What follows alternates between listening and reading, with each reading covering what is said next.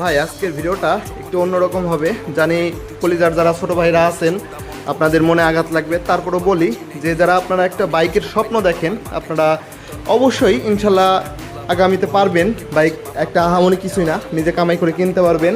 দয়া করে আপনারা যারা পরিবারকে চাপ দেন একটা বাইক কেনার জন্য, যারা সংসার চালায় বাবারাই বোঝে যে যে পরিবারটা চালানো কি কষ্ট। বর্তমান বাজারে একটা সংসার চালানো অনেক কষ্ট হয়। তারপরে যারা দয়া দয়া করে আপনারা নিজের টাকা স্বপ্ন পূরণ করবেন।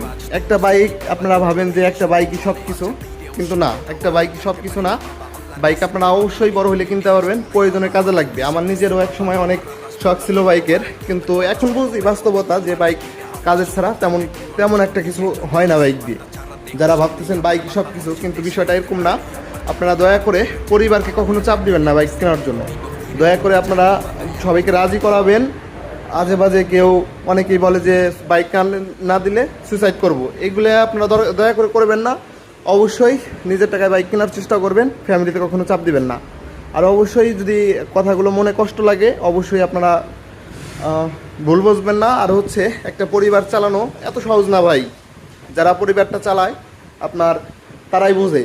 আর পরিবারকে কখনো চাপ দিয়ে আপনি কিছু ভালো কিছু হবে না, কারণ পরিবারে হচ্ছে সব কিছু।